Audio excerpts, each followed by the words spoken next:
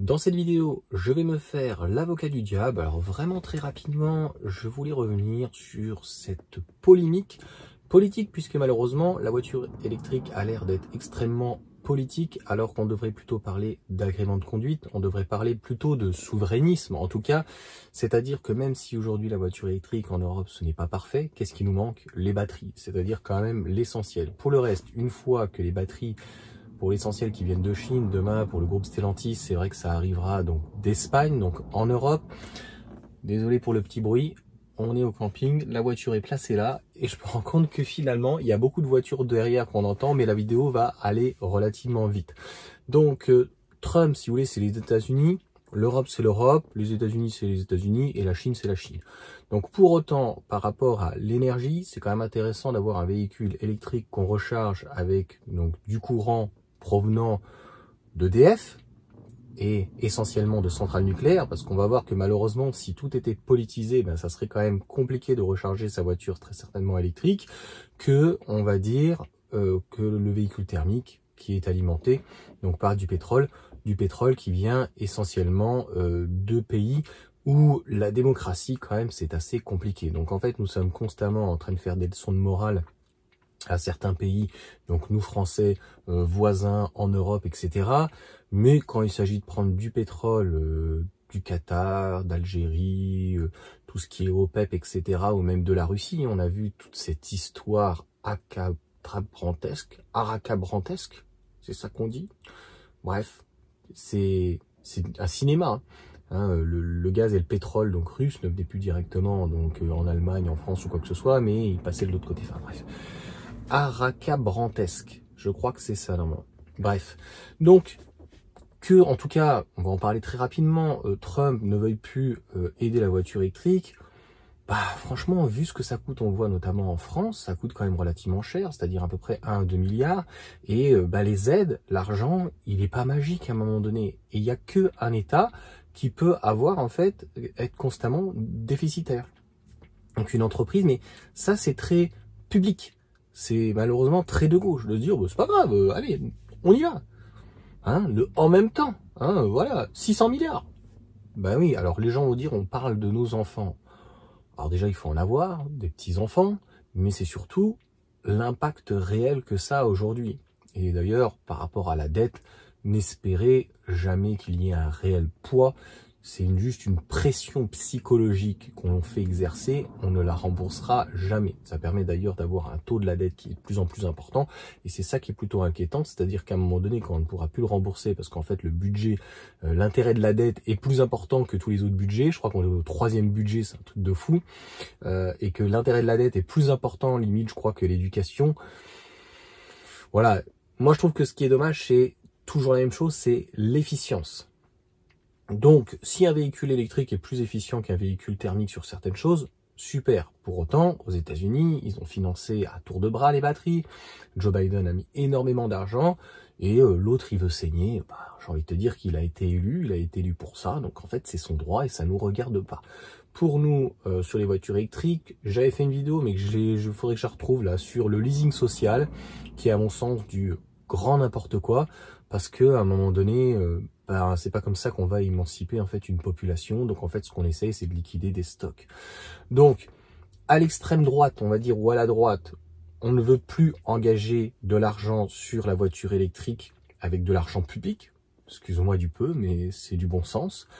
Et on peut pas la reprocher, même si voilà, je suis pas pro-thermique ou électrique. C'est juste que voilà, 100% de voitures électriques en 2035, il y a beaucoup de personnes qui veulent pas. Donc à un moment donné, on va encore faire quoi? On va forcer les gens?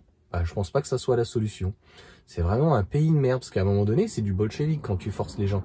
Donc on n'est pas là à forcer les gens. Et de l'autre côté, à l'extrême gauche, quand même, où ils sont plutôt donc les verts sur la voiture électrique, mais ils veulent supprimer le nucléaire.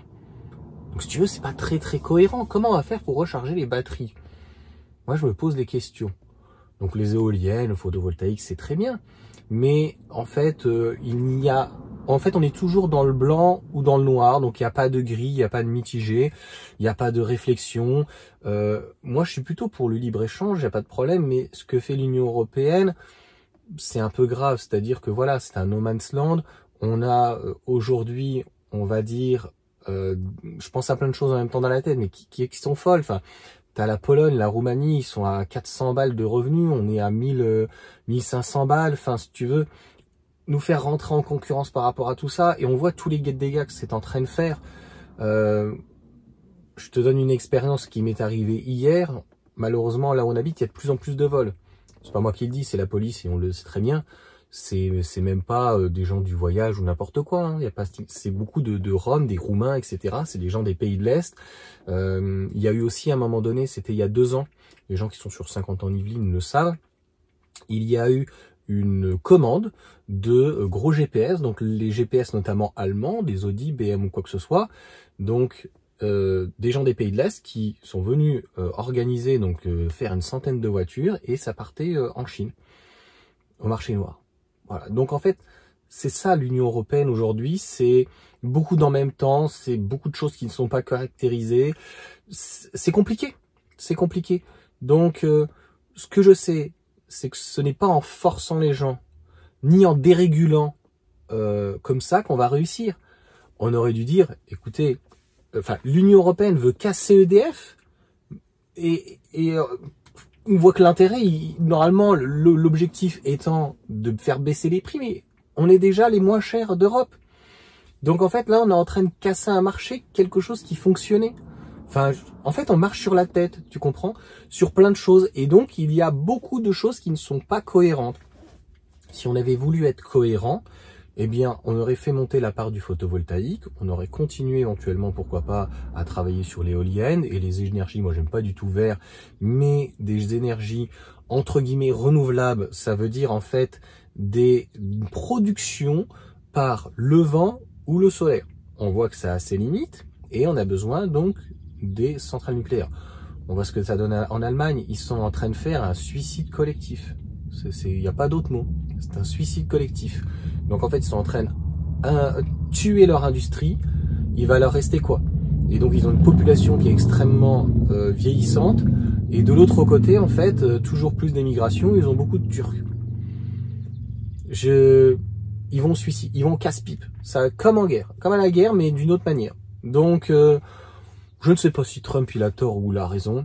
Ce qui est certain, c'est qu'on donne du grain à moudre, en tout cas aux anti-VE, qui disent « Ouais, mais vous avez vu toutes les aides, et s'il n'y avait pas toutes ces aides, il n'y aurait personne. » Je ne sais pas. Ce que je sais, c'est qu'avec toutes les aides, je vous l'ai dit l'année dernière, c'est pas normal qu'il y ait finalement une part aussi peu importante. Donc à un moment donné, arrêtons toutes les aides, et puis voyons en fait ce que nos constructeurs sont capables de produire. Par contre, c'est vrai que moi je trouve qu'on leur a laissé assez de temps. De l'autre côté, nous avons les constructeurs européens qui ont tendance un petit peu à pleurer, hein, pleurnicher, comme Renault, Peugeot, Stellantis, ou ce que tu veux. Surtout Renault. Donc, est-ce qu'on leur a pas laissé assez de temps? Moi, je pense que oui. Est-ce que aussi, ils ont joué le jeu tout le temps? Je ne pense pas non plus. C'est-à-dire, ils se sont dit, nous, on finit, on est sur notre techno, on va jusqu'au bout, en fait, sur l'amortissement. Et est-ce que se focaliser uniquement sur le CO2 et d'arriver à une neutralité de zéro, est-ce que c'est nécessaire? C'est toutes des questions qu'on doit se poser. Et est-ce qu'on doit impacter nécessairement, donc au niveau du CO2, uniquement les voitures des particuliers? Est-ce qu'on ne doit pas revoir notre mode de fonctionnement avec donc les cargos, etc., etc. Parce que finalement, une fois que la voiture elle est sur place, c'est bien, mais que le véhicule est construit entièrement en Chine et donc vient en France, l'impact il est quand même assez énorme. Et encore plus en Allemagne. On sait très bien que les centrales au charbon, etc., c'est vraiment pas du tout fantastique. Donc, ça part dans tous les sens, c'est tous azimuts, il n'y a aucune cohérence, et ça me fait penser en fait, nous en Europe, en France, exactement à l'Union européenne, d'un point de vue migratoire, d'un point de vue au niveau des contrôles en fait financiers, des flux financiers. Pareil, hein, on va me dire dès que tu parles d'immigration, t'as un fascisme, machin ou quoi. On peut parler des flux financiers, que ça soit Google, Apple ou autre, ou tout ce que tu veux. Ils vendent des produits, des services, tout ce que tu veux en Europe, en France, en Allemagne, ailleurs. Et ils utilisent en fait des États comme le Luxembourg, zut ça y est j'ai oublié un peu fiscal là au-delà de Monaco, Andorre, Liechtenstein, tout ce que tu veux. Il y a aussi l'Irlande, voilà que je trouvais pas, donc normalement je crois aussi l'Irlande. Donc en fait pareil pour le monde financier, il y a des montages financiers qui sont juste, à mon sens, inacceptables. On doit payer les taxes à hauteur de la valeur ajoutée là où elle a été produite et achetée. Mais donc je vous dis, sur les flux financiers, les flux migratoires, la réglementation, le millefeuille et les différentes incohérences qu'il y a font que on se dit oui, il reste 10 ans, ça va passer. Moi je pense que les aides doivent être arrêtées et ceux qui veulent passer à la voiture électrique, ils le passent. Ceux qui veulent pas, si on considère qu'au final ce n'est pas bon pour l'environnement, taxons-les. Mais alors si on taxe les gens aussi sur le particulier, peut-être qu'on devrait taxer aussi des produits qui viennent de Chine, qui sont dans les supermarchés, dans les discounts, les hard discounts, je pense. Mais c'est toute cette hypocrisie où en même temps, qui reflète en fait la situation, par exemple, de cette société qui pose des panneaux photovoltaïques, qui vient te faire la leçon de morale, qui avait des modèles 3, et qui dit qu'Elon Musk, voilà, c'est un nazi, c'est pas possible, etc. Ok, mais qui en même temps pose des panneaux chinois. Voilà, donc moi je ne sais pas qui est pire entre guillemets le PCC ou l'Arabie Saoudite, tu vois, en termes de démocratie. Donc, on a mis la charrue avant les bœufs, on avait de l'électricité, les Allemands ont du charbon, c'est une ignominie sans fin, et on n'a pas donc les batteries. On voit bien qu'a priori, ni les Américains, ni pas plus General Motors, ou en tout cas Tesla avec leur 4680, je vous rappelle que quelques youtubeurs fantasmés, pour pas dire pire, ils étaient en extase totale sur le 4680.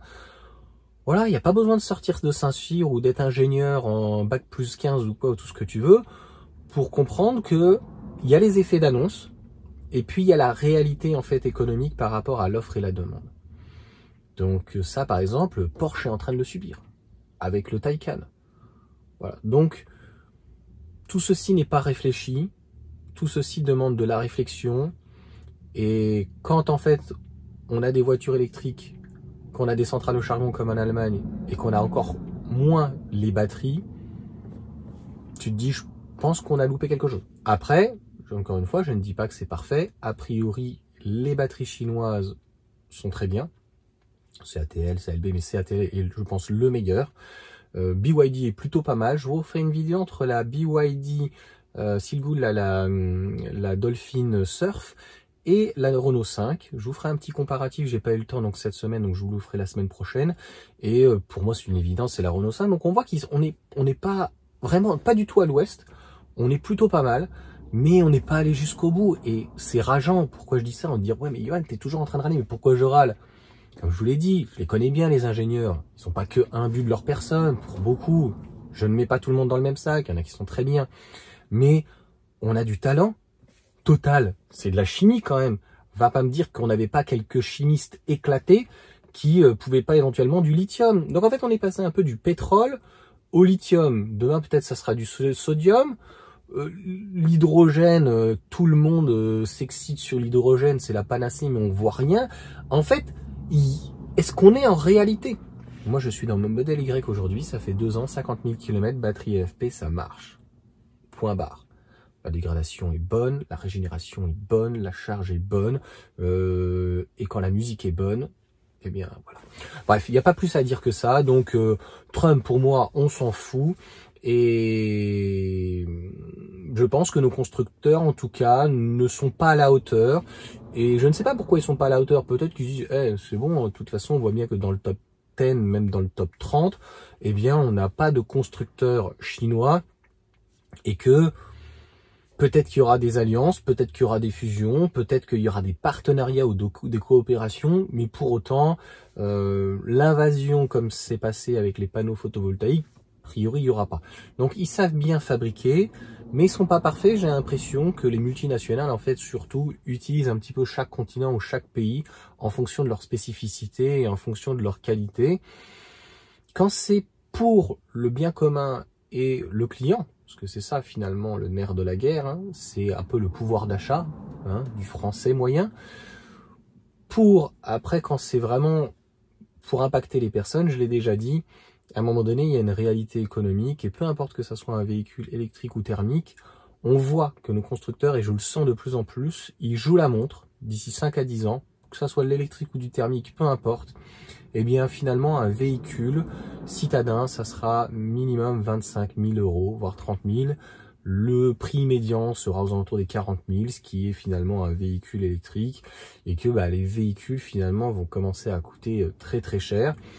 Et il restera donc peut-être l'occasion pour ceux qui n'ont pas forcément les moyens et ceux qui veulent continuer à rouler au thermique, eh bien ça va coûter excessivement cher. Donc il y aura ceux qui vont un peu malheureusement subir la situation ou qui ne comprennent pas ce nouveau monde, et de l'autre côté des personnes qui continueront à rouler, donc pour passion, par passion, etc.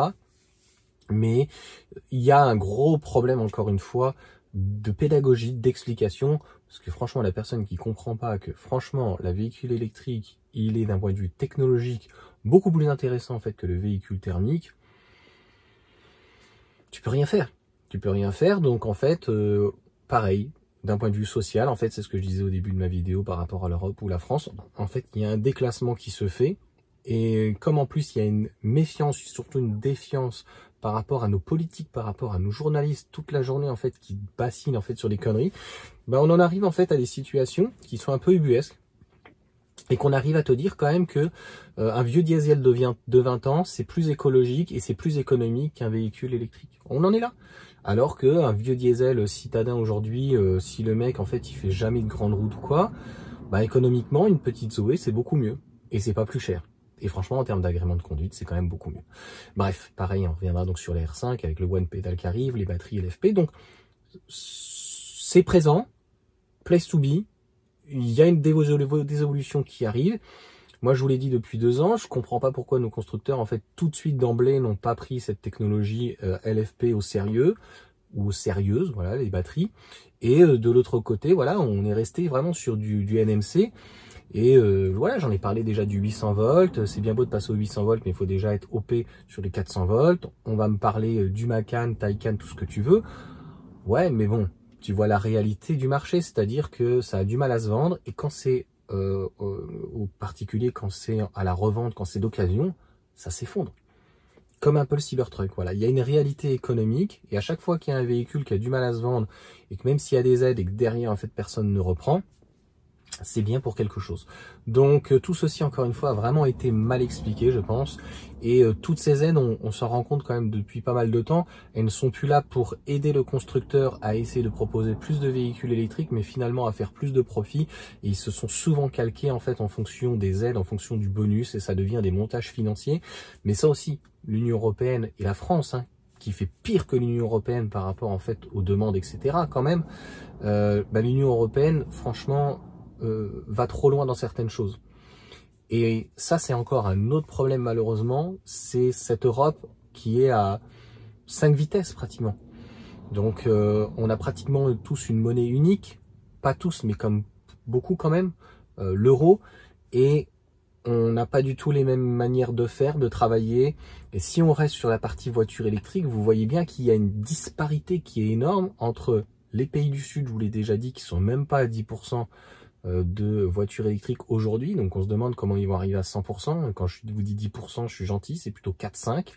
Vous avez la France, qui est aussi limite lanterne rouge quand même, par rapport à d'autres, et puis il y a des pays donc qui s'en sortent beaucoup mieux dans le nord de l'Europe, qui sont beaucoup plus stables, on voit que il y a beaucoup plus de règles, et les règles sont acceptées et respectées en tout cas, et au-delà de tout, économique ou immigration, tout ce que tu veux, c'est vraiment de respecter les règles. Voilà, j'étais choqué quand on m'a dit qu'en Norvège, tu n'as pas de ceinture, tu te prends 1006 ou je sais plus quoi, tu craches par terre, c'est 1000 €, je sais plus 1600, enfin des sommes qui sont énormes. Tu vois faire ça en France. Quelqu'un qui crache, c'est 1500 €.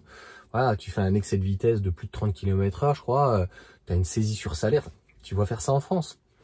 On va te dire que t'es un nazi. Alors que c'est des pays, en fait, si tu veux, la Norvège ou autre, Finlande ou autre, enfin, c'est des pays, voilà, scandinaves, plutôt centre-gauche, centre-droit, ça dépend un petit peu de chaque pays. Donc, voilà, c'est toute cette disparité, cette incohérence, et peut-être cette volonté de l'Union européenne d'essayer de lisser les salaires, voilà, les revenus, les inégalités, l'immigration, tout. Mais finalement, j'ai l'impression que c'est plus le bordel. Et en fait, comment l'Union européenne va réussir à lisser tout ça? Est-ce que déjà elle-même, qui est aussi surendettée, etc., et qui ne devait pas le faire, etc., va donc intégrer, va au final faire du protectionnisme ou va venir en fait aider chaque population de l'Union européenne, quoi. Donc voilà pour cette vidéo. Finalement, j'avais dit pas très longue, je suis désolé, mais c'était important donc de revenir sur ça. Clairement, moi les États-Unis, je m'en fous. Enfin, après, je suis pas dans cette démagogie. Ouais, le CO2, ils vont tuer la planète. Comment tu peux acheter alors un véhicule électrique chinois? Il y en a plein qui achètent, donc notamment, vous les avez connus. Attends, t'es en train de me dire que en fait, la voiture électrique, on passe à la voiture électrique pour le CO2. T'es en train de dire que ce que Trump, c'est pas bien ce qu'il est en train de faire, parce qu'en fait, il est en train de tuer donc les voitures électriques, et donc il va faire le réchauffement climatique, etc. machin. Et t'achètes un véhicule chinois. Est-ce que vous arrivez à comprendre cette dichotomie et ce problème? Et là, donc, si les gens vont vraiment jusqu'à la fin, les gens regardent à peu près entre 30 à 50% donc de la vidéo, ceux qui vont regarder ce moment-là, ils vont pas se remettre en question. Parce que c'est ça, en fait, en France, on reproche finalement aux États-Unis et à Donald Trump, c'est, au-delà de tuer même Tesla ou tuer Rivian ou d'autres constructeurs ou l'électrique, c'est de ne pas favoriser donc les énergies renouvelables ou dites vertes, et donc par rapport au CO2, parce que on comprend bien que il y a l'Atlantique quand même entre deux, et que si on abaisse, nous en Europe, le CO2, mais que finalement les Chinois ou les Américains ne font pas d'efforts, au final, j'ai l'impression que c'est un peu comme la couche d'ozone, tu vois. On va te dire que finalement, elle a été résorbée, tout va bien. En fait, on n'a pas tous les chiffres, on n'a pas tous les tenants des aboutissants. On nous apporte des vérités ou des contre-vérités, et avec, encore une fois, une dissonance cognitive. Donc, de par les utilisateurs, encore une fois. Donc moi, voilà, je m'arrêterai là-dessus. Pour ces gens qui sont verts, voilà, hein, les pastèques qui sont verts, ils ont acheté une voiture électrique française, qui n'étaient peut-être pas satisfaits, ils ont pris une Tesla parce qu'ils ont vu par exemple que c'était la référence. Tu vois, là je suis sur un schéma très grossier et très généraliste. Ils ont quitté des Tesla par rapport à Elon Musk et par rapport à Trump, et au lieu par exemple de prendre un véhicule comme le Scénic ou la R5, surtout la R5 par exemple, qui est en grande partie fabriquée en France, et que sa batterie aussi Verkor, même si voilà c'est fabriqué, mais c'est des composants, c'est des métaux qui viennent un petit peu de partout, d'Afrique, de Chine, ça peut être d'Inde, etc. Mais c'est plutôt pas mal, c'est plutôt même très bien. Eh bien, vont acheter un véhicule, donc, pour l'essentiel en Chine. Et si tu veux, en termes environnemental, en termes salarial, c'est quand même un petit peu bancal. Voilà. Ça fait beaucoup de hal, et ça peut finir par an, hal. Voilà. Allez, sur ce, ciao à tous.